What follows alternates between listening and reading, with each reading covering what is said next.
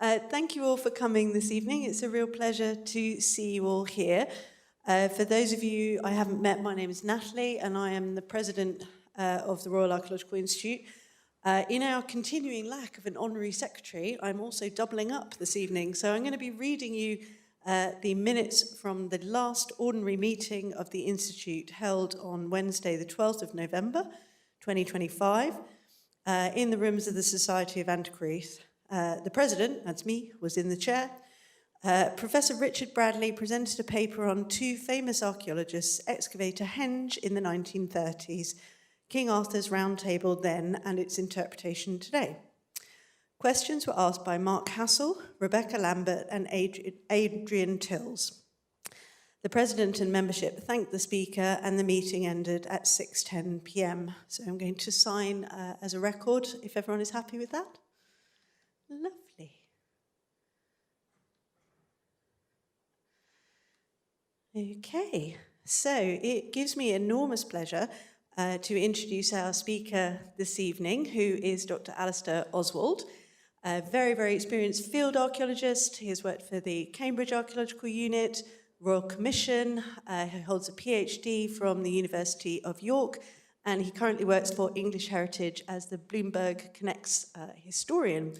So tonight he's going to be talking to us about monuments, landscape and remote perception in the early Neolithic in the south of England. So I'd like to give Al a warm welcome, please, ladies and gentlemen. Stay near that, yeah. Good evening, everyone. I'd like to start by thanking Natalie and the committee of the RAI for the invitation to talk to you this evening, and indeed to the Society of Antiquaries for allowing us to use this hallowed hall as a venue. In the course of my career, I've been fortunate to have some wonderful mentors, and I'd like to dedicate this evening's presentation to one of the first and most influential of those mentors, Barry Cunliffe, whose birthday it is today. So happy birthday, Barry. And I hope you'll recognise this as the front end of West Kennet Long Barrow. That's one of three sites that I'll be featuring in today's presentation, which are looked after by my current employer's English Heritage. My favourite rant is a short paper that Francis Pryor published nearly 30 years ago entitled Urban Diggers and Rural Prehistory, in which he takes to task academics who seldom leave their campuses and diggers who've been brought up in urban environments and argues that they are fundamentally incapable of understanding how people in prehistory lived because they know nothing about farming. Now, I think he concludes that by suggesting that all archaeologists should go and get a few months' experience working on a farm. Now, you might agree or disagree with that point of view, but I think there's an almost analogous situation when it comes to woodland. We are, as you can see in this country, not well blessed with woodland. You might think, well, at least we've got more than Iceland, but in fact, although we do in this country have 13% of the land mass covered by woodland, more than 10% of that is modern coniferous forestry. So we are in fact less than 1% better than Iceland.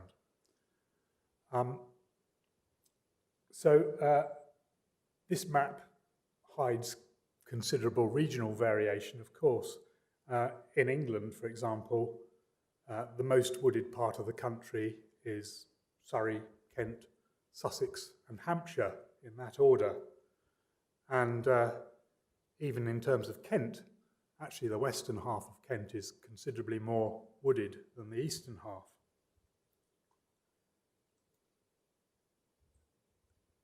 A couple of years ago, I think a few days after the third or fourth final deadline for submitting my PhD had passed, I turned on the radio to listen to Melvyn Bragg's In Our Time, and to my delight found myself listening to my former colleague Susan Greeney, along with Professors Julian Thomas and Vicky Cummings, discussing megalithic monuments in the British Isles. And each of them at different times talked about the landscape. Each of them at different times talked about the visibility of megalithic monuments in that landscape. But not once did any of them mention woodland or its potential effects on visibility. And I'm not holding them up as for criticism in any way, rather the opposite actually, just to illustrate how deeply ingrained and long the tradition of forgetting to think about woodland is in this country. The quote here by John Thurnham, who excavated so many barrows on the southern chalkland, was written a year after John Lubbock coined the term Neolithic. And yet, as I was listening to Julian Thomas in particular discussing visibility of monuments, he said something that echoes this very closely. He said, some monuments were placed so as to command views, others so as to be seen. And both he and Thurnham have picked up that sort of duality of commanding views and being seen, and also the duality of near and far, of valleys nearby and much more distant prospects. And although it was widely agreed in the 19th century and indeed well into the 20th century that the southern chalkland was by far the most suitable place or hospitable place for early settlement, it went further afield.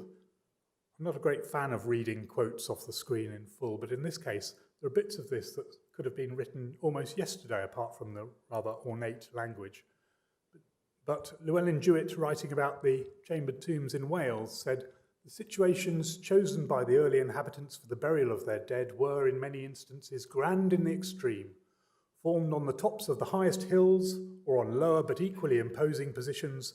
The grave mounds commanded a glorious prospect of many miles in extent, and on every side stretching out as far as the eye could reach, while they themselves could be seen from afar off in every direction by the tribes who had raised them, while engaged either in hunting or in their other pursuits.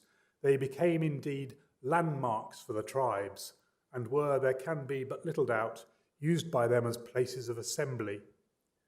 And I've juxtaposed that quote from Wales with this etching from 1768 by Wilson Lowry of Kit's Coty in Kent, another English heritage site,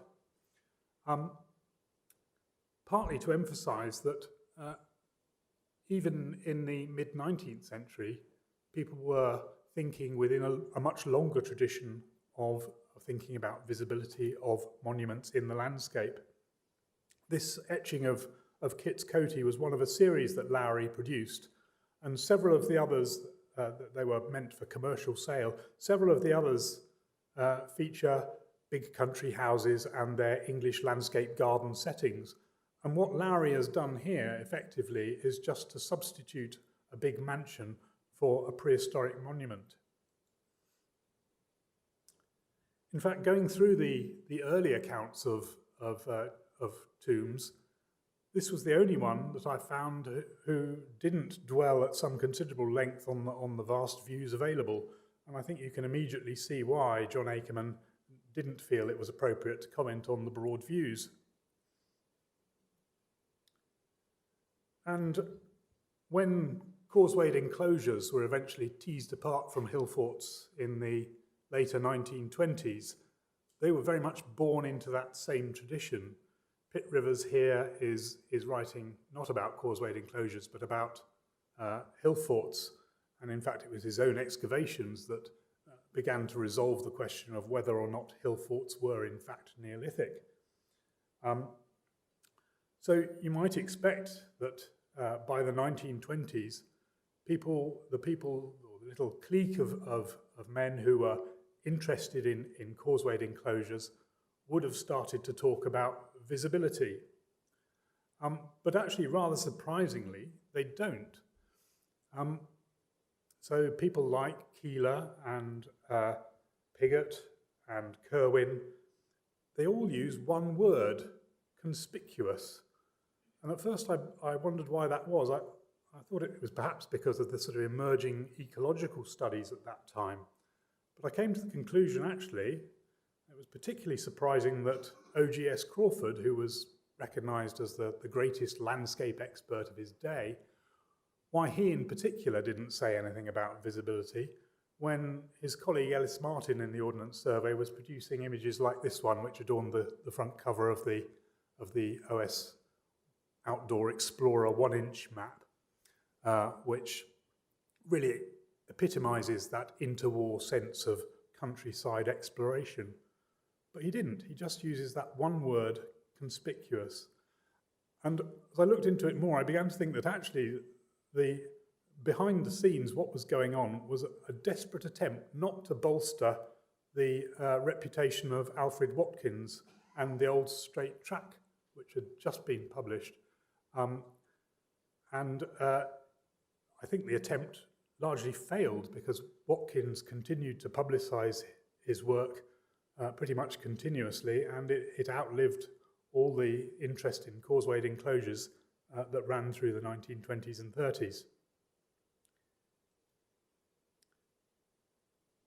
Not long after that, Arthur Tansley published his closed canopy hypothesis, and that led Graham Clark in 1945 to write this beautiful little essay, which I recommend reading, in which he said, "Could we but have flown over Neolithic Europe, it is possible that we might have failed to observe that patches of the endless forest were in fact being utilised by small scattered communities of farmers." So I've taken my title from that. And the background is Bielowice in Poland, which is often held up as being the closest analogy we have today to early Neolithic woodland or forest.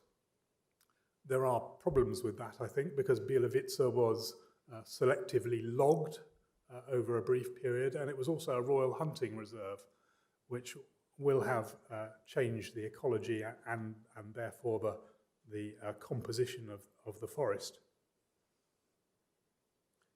I think the late lamented Tim Darvill probably had just read that article when he wrote this rather nice, neat little description that clearances were rarely more than a few hundred metres across moth holes in the blanket of wildwood. And that really is exemplified by West Tump Long Barrow, which is just near the causewayed enclosure that Tim excavated at Peak Camp on the edge of the Cotswold Escarpment. Ironically, our understanding of the character of the trees that made up Neolithic woodland had been very well understood for much, much longer, really since John Evelyn's great publication Silva in the 1660s, I think it was. You can see from this that there are at least half a dozen of the species that were present in early Neolithic woodland which routinely grew to 25 to 35 metres tall.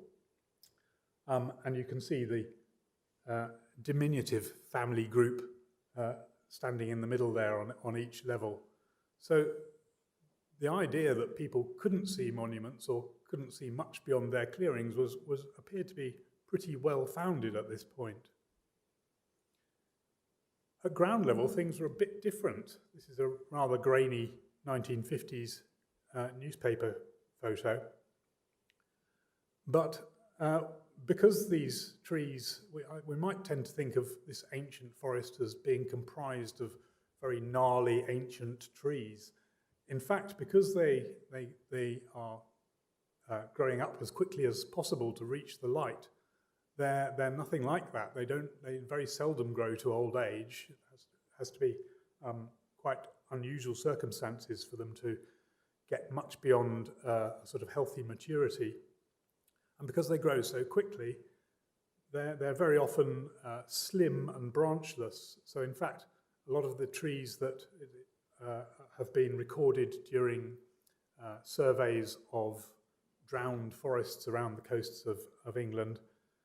It's very rare to find anything with a diameter more than about 3 feet or 90 centimetres. And amongst bog oaks, almost all of them will have a trunk at least 10 metres high before you get to the first branch, and sometimes in excess of 20 metres before you get to the first branch.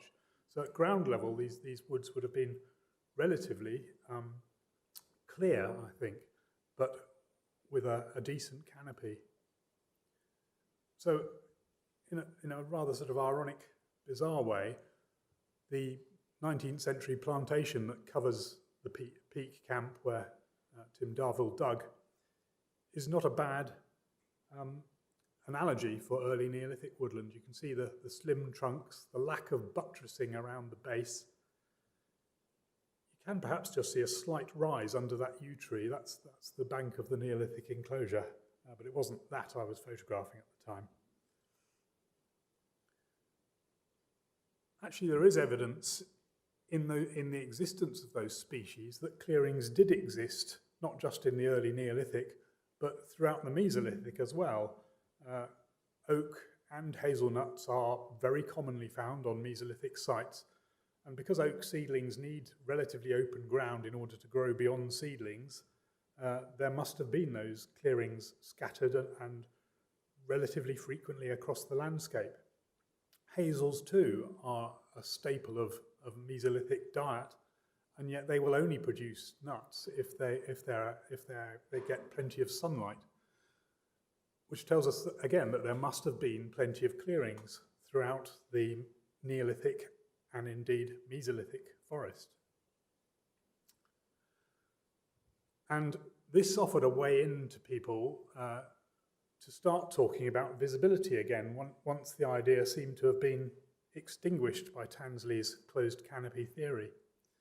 T.G. Powell, I think, was talking about the Bronze Age rather than the Neolithic when he wrote this, and the idea that these monuments stood on the sort of upper edge of clearings that were being used for agriculture, I think is plausible perhaps for the Bronze Age, and plausible for a gentle gradient like this one below Duck's Nest Long Barrow, less plausible for the very steep escarpments that we find along some of the downland edges, where the chances of ploughing or taking in that land were very slim. And Isabel Smith took up Powell's comments, and in 1971 she pointed out that causewayed enclosures tend to sort of tilt towards a particular part of the landscape in what appears to be a deliberate way, as though they're sort of signalling a reciprocal relationship with a particular part of the landscape which might be an associated territory. And she really, I suppose, nailed the issue very neatly in this quote that I've put on the screen. The inference being that since monuments, including long barrows, this was from the Royal Commission publication on the long barrows of Hampshire and the Isle of Wight, that since long barrows occupy these prominent positions, they must have been visible, and that has been the argument that has recurred again and again, really, but expressed most clearly, I think, by Isabel Smith here. I love this lower drawing, by the way. It's in the days before Photoshop. If you zoom in on it, you can see the scalpel cuts along the edge of those trees. It's a much nicer process than Photoshop. And another late lamented person, Peter Druitt, even though the excavations along the Sussex Downs of a string of causewayed enclosures showed that they were built in relatively small clearings in the woodland, ultimately he concluded that as long as the woodland was cleared to within 15 metres of the perimeter of the enclosures, that visibility across the landscape would have been possible. And at the Trundle, he went even further, saying that it was built in a landscape that was, or a clearing that was already large enough to allow people to look in all directions over long distances. There are some problems with that because the snail sample on which he was basing his idea that the landscape was open was taken from just near that mast you can see on what Kirwan, when he excavated there much earlier, had called the spiral ditch. The spiral ditch, as far as I can see, is a clear piece of evidence that the trundle is not an enclosure of a single phase, but actually probably more like 3 or 4 phases. And the spiral ditch is very definitely not the first phase of that. In fact, I would suspect that the inner circuit from where this photo was taken is probably the earliest element there.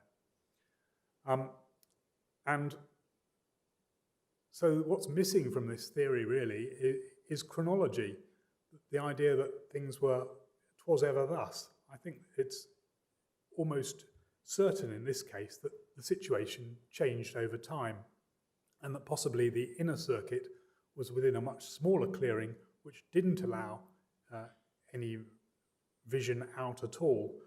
Maybe eventually you could see northwards, because when Peter Druitt made that comment, he was standing on the highest point of the hill.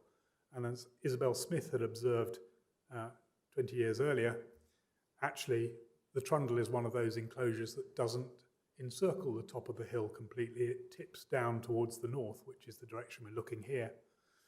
And if you can imagine a tree as high as that mast, 15 meters beyond the point where it's standing, I'm not sure that you could see over the top of it. I could use GIS to test the point, but I'm not sure as a starting point that it works.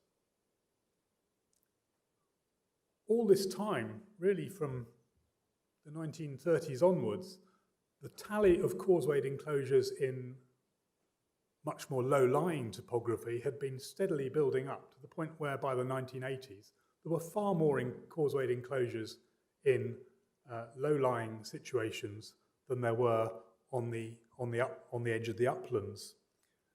Great Wilbraham is one example which, given that it's almost perfectly circular, slightly polygonal, I agree, but very circular, I suspect must have been constructed in a clearing that already existed in order to get that circularity. But as you can see, the ground on the opposite side of the little river Wilbraham is a couple of meters higher, and the enclosure itself is only a couple of meters higher than what became the Fulbourn Fen, in other words, the low-lying valley of the Great Wilbraham River. So we're not in a situation here where we're dealing with these very prominent scarp-edge locations at all. But interestingly, actually, the Gog-Magog Hills are only, a couple of kilometres from this. So there was high ground available nearby. They're just not using it. They're choosing not to use it. And by the time we get to Chris Tilley's seminal publication, The Phenomenology of Landscape, he's really back to Isabel Smith's argument about, well, it seems to be in a prominent position, therefore it must have been visible. And that, I think, takes us right back to the 19th century. When Franz Vera, who's a well-respected and very experienced ecologist, published his wood pasture hypothesis, which suggests that the landscape wasn't a closed canopy at all, but actually more of a sort of parkland-like landscape, similar to medieval wood pasture, I think there was a considerable sector of the archaeological community that sort of breathed a huge sigh of relief and thought, great, we can go back to talking about visibility, and indeed using the viewshed button in GIS to generate viewsheds without much thought for woodland at all. And he seemed to express the impasse we'd reached when he said it's simply impossible to know exactly where the trees and bushes were. More recently, lots of people have come up to me and said, well, yeah, I know you've got this thing about trees, but haven't Mike Allen and Julie Gardner shown that there were big clearings as large as parishes? And I say to that, Well, yes, they demonstrated that around Stonehenge on Salisbury Plain, but this is the same Mike Allen who, in his very thorough study of the mollusks and pollen from Hambledon Hill, which you can see in the background there, the main causewayed enclosure, one of the largest in the country, well hidden behind that sparse, disease-ridden plantation of ashes. Mike's conclusion there was that despite the size of this complex and its evident evolution over the course of many centuries, he was unable to detect any evidence for serious loss of woodland throughout the life of the complex, right up until the late Bronze Age, in fact. So the woodland became a bit sparser on the summit of the hill, but he goes out of his way to stress it wasn't by any means a sort of bald tonsure on the top of the hill, and that the slopes around it were still densely wooded. So, have we reached the limit of what it's possible to know? I was going to put the word "know" on the screen, but then I thought I'd let you judge that for yourselves. But I will spend the rest of the talk trying to advance that situation. This is the conventional picture of what was going on in the early Neolithic. People mercilessly clearing woodland as fast as they could. Although actually, if you look at the axes, you'll see these are Bronze Age axes rather than Neolithic, but the picture works, I think. And I wonder whether we can even rely on this, to be honest. In the course of my PhD, I compiled all the axe handles that I could find in Northern Europe where they survive. And what emerges from that is that these are all very, very short. So on the bottom row on the right, you've got a modern felling axe. Next to it, you've got the axe from Must Farm, which is Bronze Age. All the others are Neolithic, mostly early Neolithic in date. Very few of them are any longer than your forearm.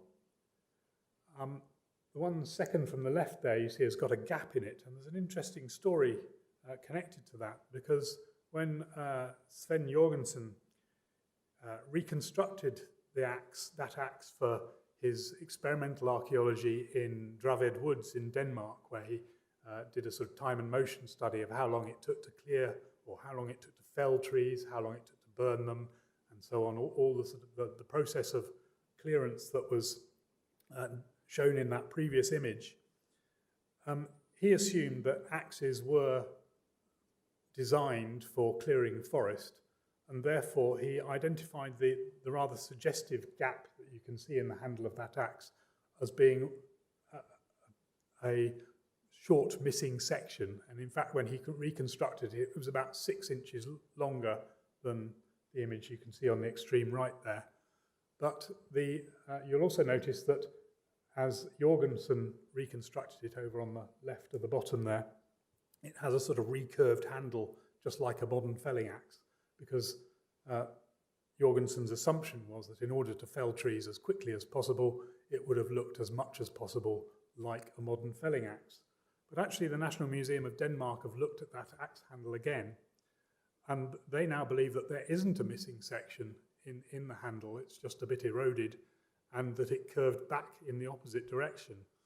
So what you're left with is another of these relatively short, in fact a typically short axe that's no longer than your forearm.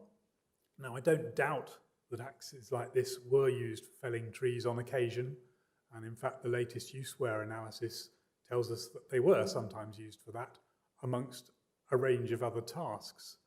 But what I would question is whether, as a tool, this is designed to be used for felling trees. I think it's perfectly possible that they were designed more as weapons or as ceremonial representations of weapons than for felling trees. So for the rest of this talk, I want to concentrate on trying to rethink woodland, not just treating it as a passive and largely irrelevant and unchanging through time backdrop to human activity, but something that's more of an ecosystem in its own right, with its own dynamics. You'll see any number of excavation reports that list the species present, but I don't think we ever really successfully get to the point of thinking about what those species represent as an ecology, as an ecosystem. Alex Gibson has written a very nice piece about how protracted clearance is likely to have been, not that sort of sudden, brutal process that we saw in that reconstruction image earlier. And I think he's absolutely right, and that we can take that a little bit further in some respects. I'd also like to think about the consequences of animal husbandry for the environment.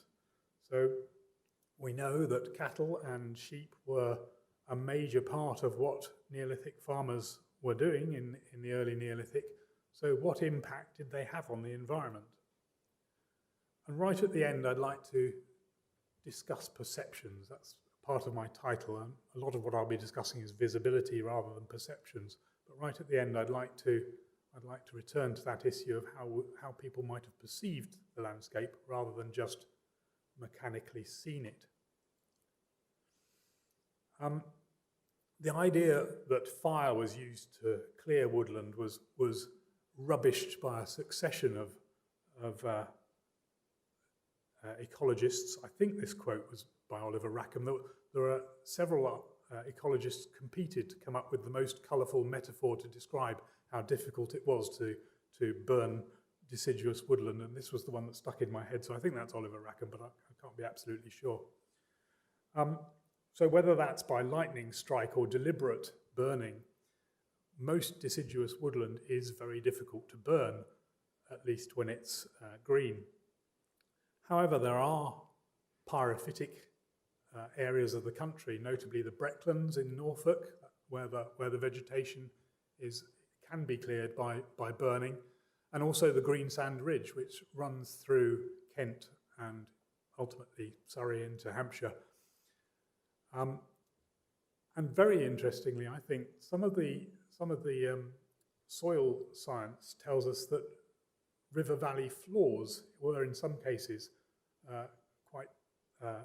they're quite sandy and sort of suitable for a heathland environment prior to alluviation. So what we now see is the sort of silt and colluvium on top. Underneath that, the early valley floors were rather different in character. And although the Breckland is notable for the fact it doesn't have any early Neolithic monuments at all, the Chestnuts Chambered Tomb, which is not far from Kitts Coty in Kent, and another long barrow nearby at Addington, both sit on this very thin, sandy soil where the vegetation must have been suitable for burning quite easily. And interestingly, the area around the chestnuts, the surface is littered with Mesolithic flintwork, which suggests to me that this was already a clearing when this monument was built, that Mesolithic hunter-gatherers had cleared this land long before, which I think is a useful reminder. We tend to think sometimes we can, because of that divide between the late Mesolithic, which is a sort of environmentally determined era, and the early Neolithic, where the farmers are coming in and doing everything and exercising their agency, there is a sort of conceptual divide there, which can lead us to forget sometimes that the early farmers didn't enter a vast pathless wilderness. They entered an environment in which there were plenty of clearings, plenty of trails through the woods, and plenty of knowledge about the place as well, which they had to draw on. Far more significant in terms of creating clearings naturally has been storm damage. And we're very fortunate that after the Great Storm of 1987, a lot of analysis was carried out into the effects of that storm on deciduous forest. And it's been judged to be a 200 to 300 year event, but with sort of intermittent storms, slightly less destructive storms every few decades throughout the period. So if you think of that in terms of, I think another problem is that we tend to sometimes contract prehistory and and sort of it becomes kaleidoscoped together a little. But actually, over the many centuries of the Neolithic, that means that we've got perhaps a dozen big storms that are going to create large clearings. Just one thing I wanted to point out here is an interesting phenomenon that was identified by the report on the analysis of that damage, which was that in many cases where trees stood on scarp slopes, they tended to fall downslope regardless of the wind direction. They would fall within a sort of 45-degree arc downslope, which I think might be significant, as we'll see in due course. This image is very close to my house. This was taken, or where I grew up at least. And it's a reminder that after one of these big storms, not only is it difficult for humans to get in, it's almost impossible for deer to get in as well. So they can't actually start sort of browsing off the new shoots immediately. It's just totally inaccessible. I picked out some of the stats that appealed to me from that analytical report. The last one, the fact that crests and spurs projecting from valley sides were affected worse than other areas, I thought was really significant, because of course that's where we tend to find a lot of the monuments that we're talking about today, long barrows and causewayed enclosures. They sit on exactly those positions. And to me, this observation potentially starts to uncouple that inference about, well, it's in a conspicuous, in a prominent location, therefore it must have been designed to be seen. What this suggests to me is that it's perfectly possible that clearings were created in these situations. People used those situations to build monuments because the clearings were there. And in fact, Cyril Fox, back in the 1920s, made the observation. He was comparing Neolithic long barrows with Bronze Age round barrows, and he pointed out that although Bronze Age round barrows tend to occupy false crest sites on the edge of escarpments, long barrows are sometimes set well back from the edge, which means that you can't actually see them from the foot of the escarpment. So although you might go to the edge of the escarpment and have a nice view out, when you're actually looking up to the monument, you can't see it at all.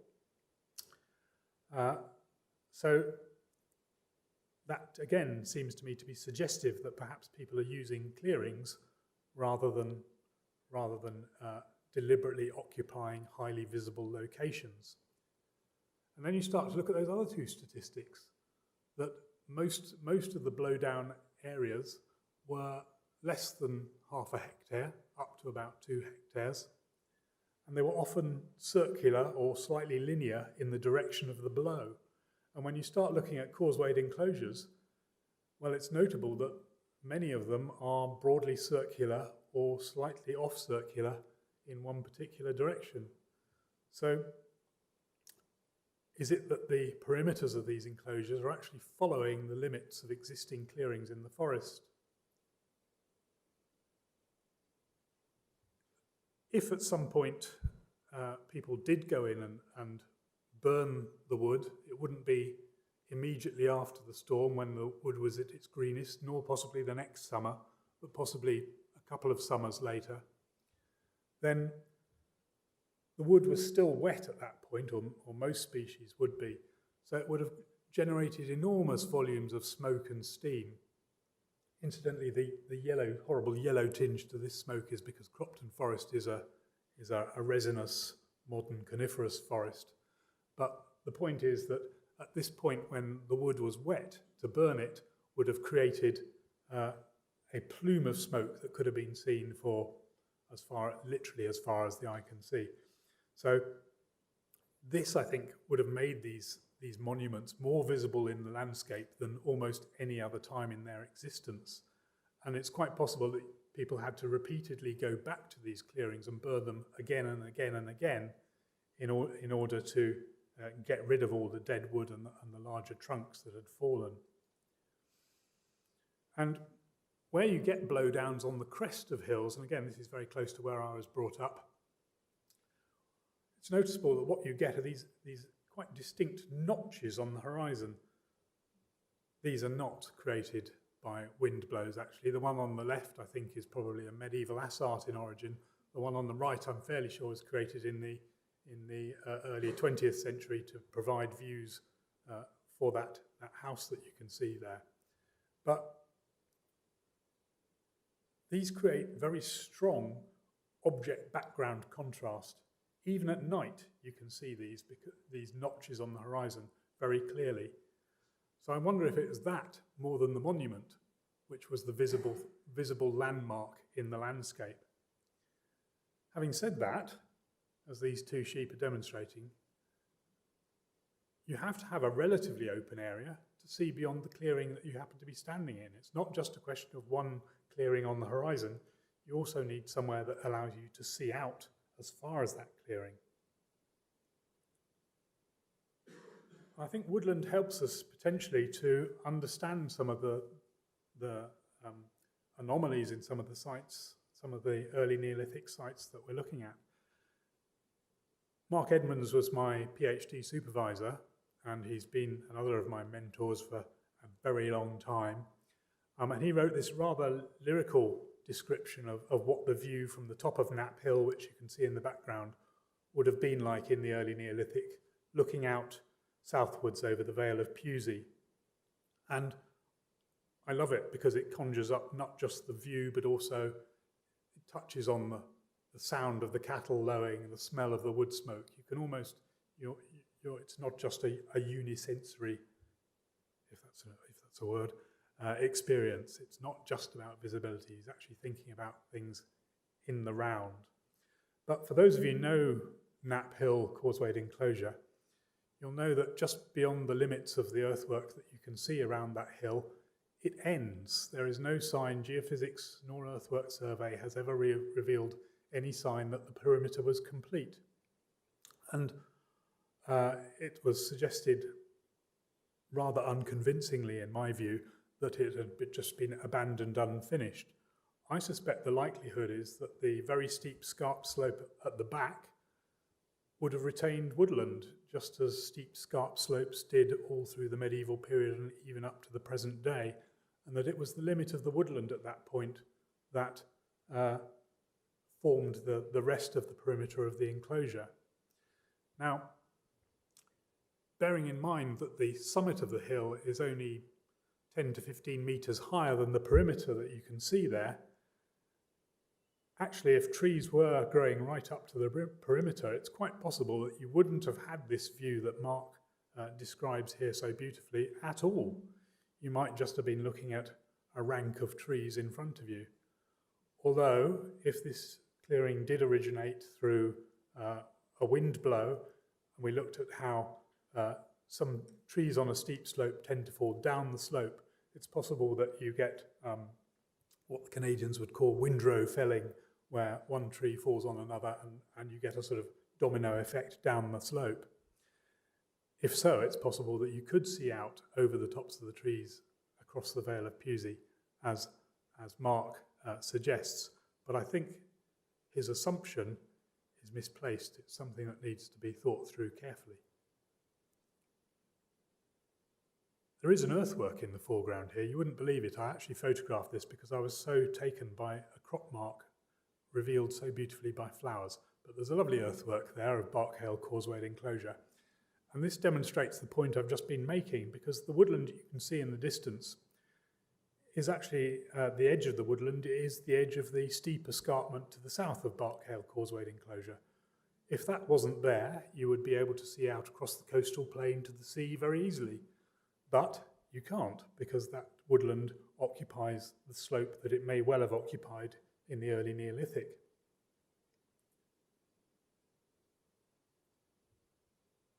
I wanted to make this point about once a clearance has occurred, either through a dramatic wind blow or through artificial clearance, the limits of that clearing remain very vulnerable for some years. So you can see these isolated trees and the ones around the perimeter where no mantle vegetation has yet developed and where the neighbouring trees aren't sheltering the ones on the front line, so to speak, and they haven't yet developed the buttresses they need to withstand a blow. What can happen is that if you get another storm within a few years of the first one, it will dramatically expand that clearing again and push the limits of it out even further. And that makes me think of sites like the Trundle and Windmill Hill, where within a few decades at least, the size of the enclosure on Windmill Hill goes from being a relatively standard small enclosure of less than half a hectare to being a much larger thing, almost 3 times the radius. And when I took this photograph, I'm standing on the perimeter of the outer enclosure, just to demonstrate that although we tend to make these observations from the very highest point we can do, right on the summit of the hill, and talk about the distant views, actually if you go down towards the edge of the enclosure, you can see that these relatively small trees in the plantation here, even though they're 60, 70 meters away, and even though they're leafless in winter, they're still doing a good job of obscuring the view. And even after all the clearance of the dead timber has gone on, you're not left with a pristine billiard table that you can immediately move into and start ploughing or whatever. This is nearly, a third of a century after the Great Storm. These tip-up mounds, as they're called, are still very prominent around the area where I was brought up, in all the woodlands. So a woodland clearing will recover. After about 60 years, the canopy will be seamless again, as long as there's no intervention, because, as I mentioned, deer can't get in to start nibbling down the new growth, so it gradually grows up and eventually heals. But if humans do go in and give the natural processes a bit of a kick and assist the process of clearing the forest floor of that debris, then the deer can get in and they can, by themselves, maintain these clearings as relatively open spaces. Big rivers like this one in central France have, I think, always provided corridors of vision through the woodland, and you'll note the little clearing on the escarpment straight ahead, which was what struck me here. Roger Palmer noted back in 1976 that causewayed enclosures tended to be very close to watercourses. And the map of watercourses he was relying on at that time was the ones that are shown in dark blue here, in other words, the ones that have been navigable, or regarded as navigable in recent times. But when you add in the watercourses that are regarded as navigable by British canoeing, you realise that actually very little, which are the pale blue ones in this map, you realise how much of the country is accessible by water if you're using a canoe, and how many of those monuments are actually very close indeed to minor watercourses. Now, in the area we're looking at in lowland England, all those minor watercourses would have been ideal habitats for beavers, as Bryony Coles started to point out back in the 1980s and produced a beautiful book on it in 2006, I think. And this is I was delighted to find, actually, I'd been visiting this colony of beavers and another colony nearby for many years, and it was only when I started to read up on for my PhD and read Bryony Coles' book that I realised that these beavers were descendants of the ones that she saw released in the 1970s, and they'd made their way about 100 kilometres upstream in the course of the 50-odd years since then. This dam is less than a metre high, but you can see even after 6 years after it was created, it's starting to kill off the trees that are finding themselves standing in water or waterlogged ground. They're not healthy at all. And one of the other conclusions of the analysis of the storm damage in 1987 was that actually clearings of deciduous woodland on valley floors did occur where the root hold of those woodlands was weakened because they were standing in very damp ground. The storm affected them disproportionately.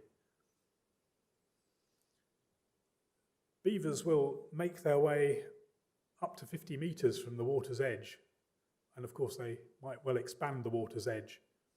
So what you end up with is areas like this quite extensive coppice. Every tree in this area, well, bar the two in the distance, has been neatly coppiced by the beavers, so there's nothing more than chest height. You can see clearly over the top of it. And remarkably, even this little, what you might think is just a footpath in the foreground, is actually made by beavers. It leads from one pond to another pond, and another branch of it goes into the river. So we tend to think of beavers as creating their own little canals, which they will sort of slide along, and which often lead to very sudden sort of lurches in the river course, because the river will deviate into one of these canals. But in this case, they appear to be travelling across land quite happily, possibly, I think, because of the relative lack of predators. And in parts of North America where beavers are common, what you find is that you get these colonies which will build up to about a dozen different dams. They'll dam side channels as well. And what you end up with is the territory of one beaver colony butting up against the next and so on. If beavers die off or move out, another colony will move in quite quickly. So what you end up with is these broad corridors through the forest where visibility is much enhanced by their activity. And you also end up with this rather lush sort of river edge vegetation, which would have been relatively easy to move through, but also relatively good to eat if you're a cow. And if you're a cow too, not only do you want to browse as you're walking along, but you also need to drink. And given that cheese seems to have been one of the major products of Neolithic transhumance, keeping your animals well watered is really important, because that increases the volume of cheese. So you want them to drink as they're going along. When we look at enclosures close to rivers, like this one at Eton that was excavated by Francis Pryor, I think you can imagine here this is a navigable river, and you can imagine how that enclosure might have stood well within the area cleared by beavers, or a combination of beavers and humans and grazing, so that people making their way up the river in a canoe or a dugout would actually see the enclosure ahead of them as they made their way along the river. Obviously, you don't want to stand up in one of those dugout canoes, so you can never have a very elevated viewpoint. But I think in this case, because the enclosure is barely above the level of the river, actually, the northwest side, in fact, eventually floods, that the perimeter of this thing would have been visible. Francis decided there wasn't an upstanding earthwork here, but I think there was. I won't go into that now, but possibly quite a substantial upstanding earthwork which would have been visible from a distance. I looked for parallels to what this sort of lush river margin suitable for grazing and browsing might have looked like, and the closest I came was the River Welland in Lincolnshire, which is a stone's throw from Uffington causewayed enclosure, which like Eton might have sat within that cleared margin. But actually, returning to Bielawice in Poland, I think you get a much more graphic sense of how that interface between forest and river edge might have looked. Traditionally, of course, when people have discussed transhumance, they've talked not about people going to sort of marshy areas or coastland, but really to upland. I mean, the bulk of the literature is about alpine transhumance, and we don't really have that kind of landscape in Britain. But there are causewayed enclosures on high ground, of course, including on the downs that might have been the equivalent of the places where people in the Alps were taking their animals for the summer months. Cattle do incredible damage to trees. They're not just grazing. They love particularly ash bark. You can see the ash on the right there, and the coppiced ash at the top, they will do considerable damage to trees. That's a holly on the left and a black alder at the bottom. Those suckers that you can see around the black alder were destroyed 3 years running by the cattle and then gave up the ghost and just died. So those where they tear long strips of bark off like that, sometimes disease can get in and kill off the tree completely.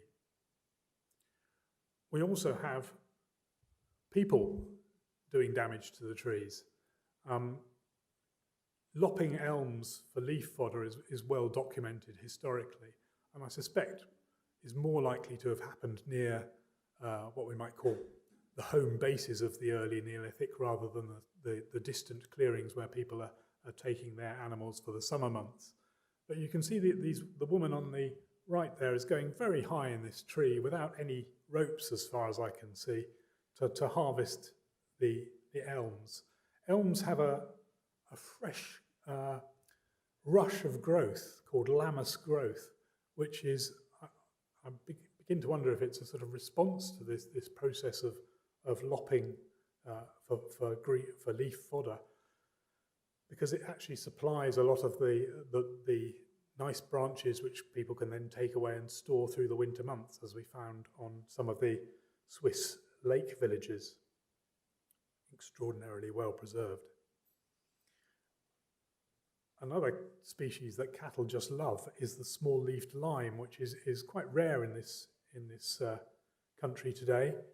What I've outlined in white there is what's been referred to as the lime province. In other words, the part of the country where lime was actually one of the more dominant trees, more so than oak, in fact. The seeds that you can see just at the top there are extremely rich in protein, and cattle love them. They will really seek them out. But it's also one of the well-known things about these lime trees is that they are beloved by bees because of their flowers. So if you've ever bought Polish wild honey, what you're looking at is honey that's been bred on these lime trees. And throughout the post-medieval period, there was quite an industry putting 3 hives at different levels in lime trees that were about 20 meters apart or so. So it was really intense. They were intensively farmed. And we do have some evidence from Valencia that people were going after wild honey. On the right, these are not the same scale, by the way. On the right, is it a woman up the ladder there? She seems to be getting honey out of a hole in a rock rather than a tree. But I've picked out in the different elements in colour on the image on the left, which seems to be a tragic. I think what we're looking at is almost a cartoon representation of a tragic event where an individual climbs up the ladder with the rope trailing behind him, climbs right to the top and starts to harvest the honey, but the bees swarm out.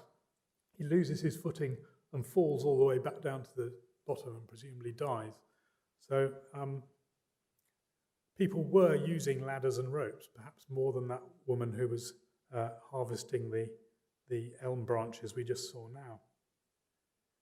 So people were capable of going to the tops of these trees, but in the context of a forest where most of the trees are relatively slim and have a weak root hold, I wonder whether actually the easiest way of getting leaf fodder was not to climb up the trees and carefully prune them, but actually just to pull them over and rip the branches off then.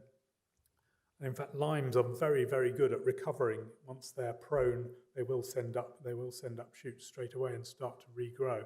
So it may not have been an immediate process, but the process of gathering lime leaves for leaf fodder for the winter might actually have been an important part of deforestation. So basically, introducing cattle into a wooded environment, which they enjoy because they like the shade, and it's good for cheese production if they're in the shade some of the time as well. But introducing them into these wooded or clearings with woodland around the periphery would, I think, over time have expanded the extent of those clearings. And we're back to that question of chronological depth. People talk about clearings as though they were static.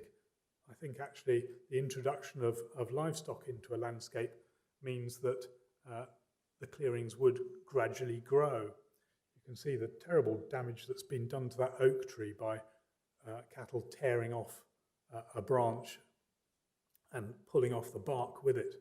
And oak is one of the species that cattle are not supposed to enjoy eating, so they will damage even those. When you introduce sheep into the same clearing, which is perfectly possible to have cattle and sheep grazing the same grassland, it has a different effect, because where cattle will pull off branches and occasionally push over smaller trees in order to eat them, sheep will just nibble out all the seedlings, which effectively stops the clock on the regeneration of woodland. And we don't have many. We have a scattering of wolf bones from across Neolithic Europe. They're not a commonplace find, but they certainly were there, and people certainly were hunting them. And I think the introduction of sheep or calves, as we saw in that last image, into a landscape would attract wolves. And perhaps an explanation for the large numbers of dogs we see in the early Neolithic. I think it's been estimated that pretty much every family had at least one dog. An explanation for that might be that the necessity of defending flocks against wolf attack. So I spoke to, there's only one sheepdog visible in this image. The other one was at the other end of the field, but I spoke to the shepherdess who was looking after these, and she said, well, 2 just isn't enough. And when I'm up in the high hills, I have to have 5. There's 1 at the centre of the flock and 4 who patrol the edges ceaselessly, because wolves work very collaboratively. They will distract one of the dogs from one side, and then the rest of the pack will move in from the other. And she said she'd lost 3 sheep just in the course of that summer transhumance up in the hills. But once sheep are gathered together in a relatively small area, potentially along with cattle as well, I think the damage to the woodland would be amplified quite quickly. In fact, if you're making cheese on a regular basis, either daily or perhaps not that regularly, but I think it usually has to be done daily, then you need somewhere to store the equipment. You can't allow your herd to just sort of wander off into the woodland wherever they feel like it. You have to keep them together. You have to bring them back to the same place so that they're relaxed enough to let down their milk to get the milk to make the cheese. So the idea is that I think the way Pigott depicted flocks, they were just wandering around happily through the woodland, pretty much abandoned by their owners for months on end. But actually it doesn't work like that. They need to be carefully monitored and carefully managed.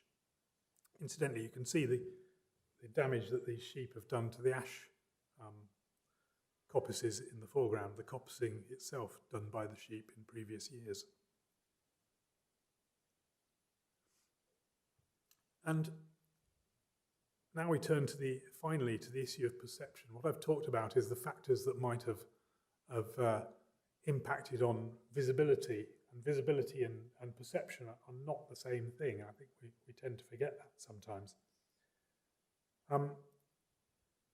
As far as we can tell, gatherings at causewayed enclosures were going on in the autumn, and the traditional end of the transhumant season is around the 11th of November, which is Martinmas in most of Northern Europe.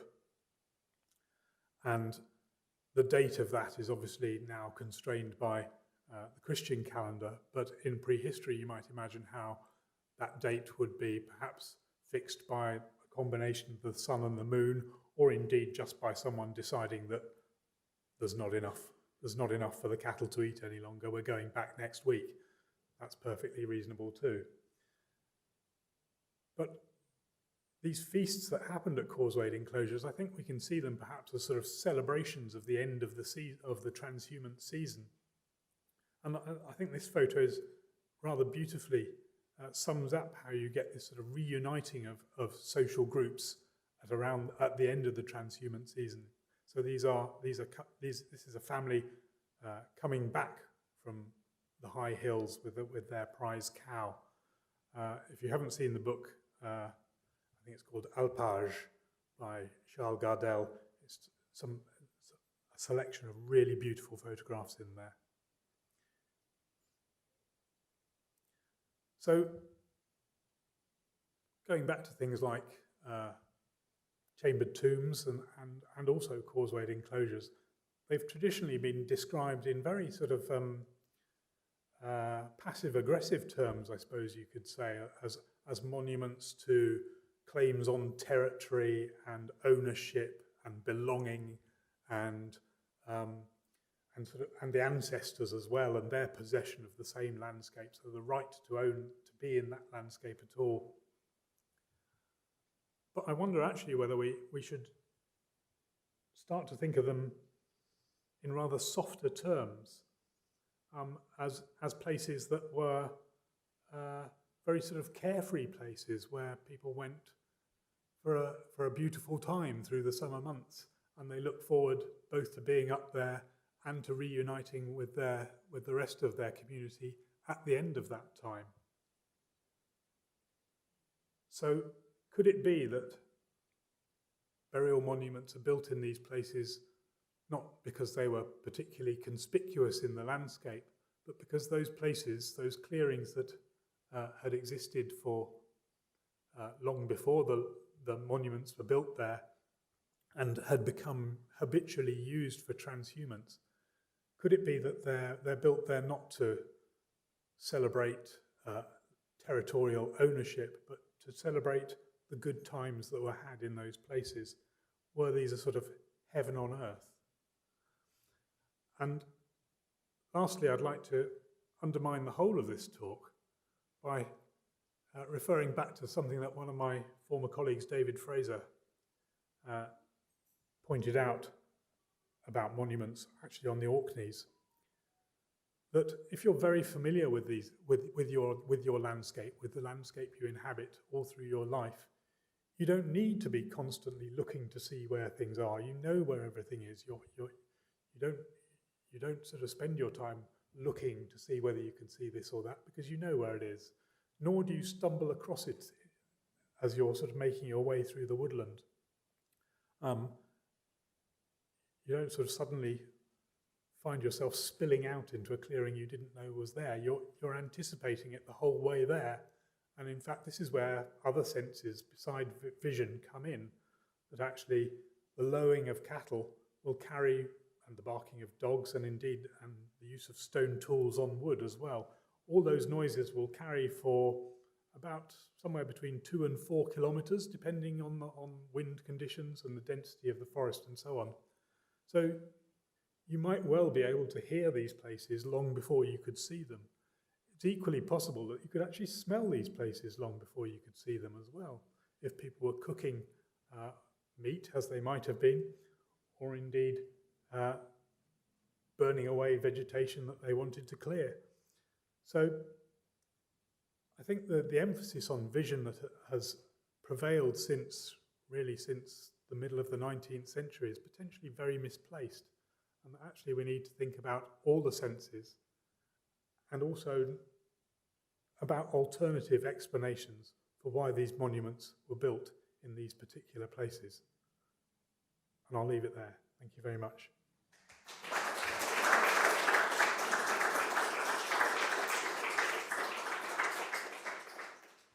I should also say that if anyone's interested in reading the full PhD, then it's available online. If you just take a selection of those words that I've used in my title today and put them into Google, it will come straight back to you. Thank you so much, Al. That was amazing, really interesting, particularly thinking about how we manage these landscapes today as well, which is a hot topic, certainly in my work.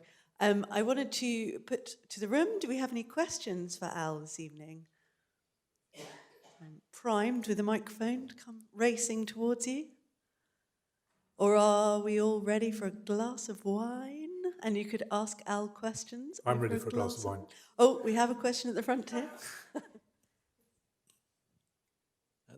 Thank you very much for a very interesting talk. I just wondered where those clearings may have occurred through natural processes and people then went there. Do you think that those places, if they did have a view, even though it was created through natural processes, storms and so on, that would have added to the meaning of those places and enhanced its significance? Because those people weren't used to having that map-like view of the landscape. Big views, yeah. No, that's very much an argument made by Chris Tilley. Actually, he says that throughout the Mesolithic, you just couldn't see anything. Therefore, at the point where these clearings develop, suddenly you can see things. So it's not just when you can see something, it's not just vision. It is perception, because it's never happened before, because it's so remarkable. And I can see that there's something in that, but I think what I've tried to suggest is that these clearings were there in the Mesolithic as well. And yes, I'm sure you're right, that and people may well have deliberately expanded clearings to create a view in some cases. What I want to get away from is that sort of assumption that was the driving force from the outset, and that monuments are being deliberately placed in these places to be visible.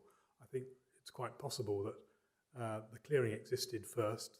The clearing became somewhere that people went to regularly, that became familiar with, that place started to symbolize a happy time of year for them, and that eventually these monuments get built, maybe generations after they first came into existence. And because of the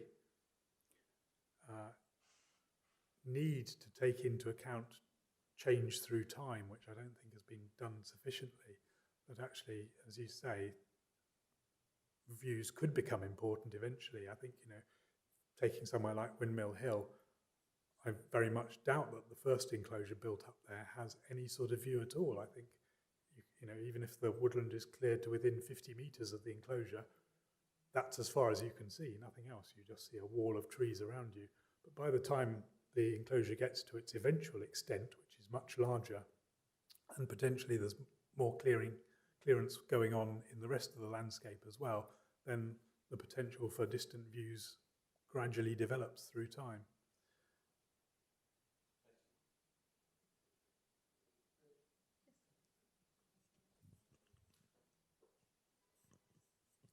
Hi, Al. Nice to see you after all these years.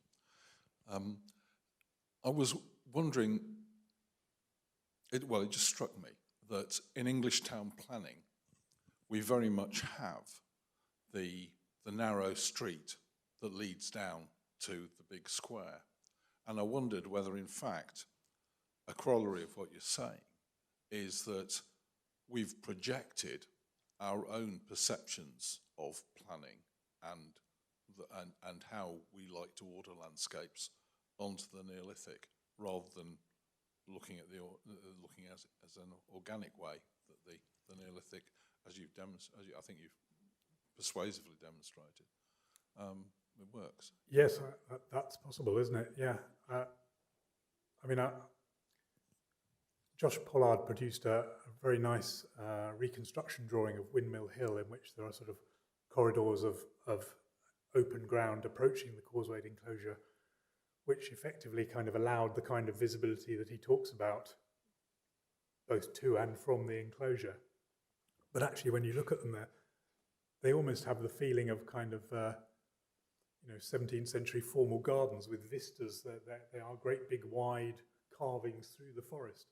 And when you go and look at, if I go back a long way, when you look at some of the trackways along which people are driving their livestock in France today, they are, that one, for example. This is a track used by shepherds to take their flocks up onto the hills.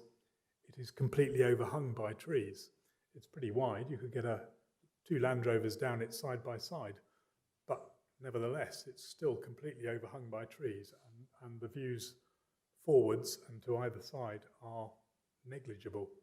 So, yeah, I think that's another assumption, is that if people are moving through the forest, they are necessarily moving through this big, wide avenue. And that's where I think the beavers are particularly significant, actually, because they do create those big, wide avenues in a way that transhumance itself doesn't necessarily. And again, doesn't over time, I suppose, is the other rider to that, because as animals pause to browse the bushes on either side, gradually these trackways do broaden out.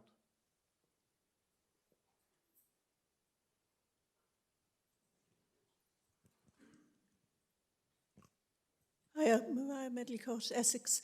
I had to deal with a causewayed enclosure on the edge of the River Stort in Harlow, just a few miles down from the Sawbridgeworth causewayed enclosure. Now, you can stand on the Harlow one and look up and say, ooh, somewhere up the river there, one of those bits of trees is the other one. And so they are, in theory, intervisible. But you'd be hard-pressed to pick which bits of trees. But I thought your point about the Martinmas, or the kind of the end of the summer or time thing, you could certainly, if someone had lit a bloody great bonfire up there and was having a party, and you would see the smoke. And we know that on the Harlow one, what they appear to have been doing was having bonfires, eating a lot of hazelnuts and breaking pottery. So presumably a party was going on. So the people in Sawbridgeworth could have looked downriver and said, they're having their Martinmas feast as well. And you'd have been communal activities, shared activities, same as we look out and see Christmas happening in every bloody house, you know. And over those sorts of relatively short distances, yeah, they'd have been your neighbours, your cousins, your enemies. They were having a party as well. Yeah. You didn't need the smoke. You could hear. they Possibly. They'd have to be quite noisy for to hear, but you certainly would see the smoke and smell the smoke. Yeah, I mean, the smoke from cooking fires thing is an argument that's been used quite a lot, and I've lit a lot of cooking fires outside, and the whole point of cooking fires is you don't want very much smoke from them. I mean, that's why we have barbecues rather than bonfires, I suppose. But you want something as smokeless as possible, and well-seasoned wood smoke is almost translucent. It's very slightly bluish, but it's quite difficult to pick out from a woodland background. So it has to be the sort of bonfires you're talking about. It actually has to be an effort to have something, a big bonfire, not a diminutive cooking fire. Yeah.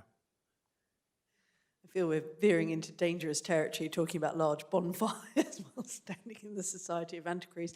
I'm going to draw it to a close there, if that's okay, just because I'm aware that time is ticking on. Wine is waiting. I'm sure our speaker will be ready to answer any other questions that you might have as we go through. Just to mention, our next lecture in January will be Dr. Jim Leary and Dr. Elaine Jameson, who will be talking about investigations at Skipsea Castle. We do also have, if you haven't bought your Christmas cards yet, we have a fine selection over here. Sharon will be very happy to help you with that. And I would like to wish you all a very merry festive season. Thank you all for coming this evening. Okay. Thank you very much.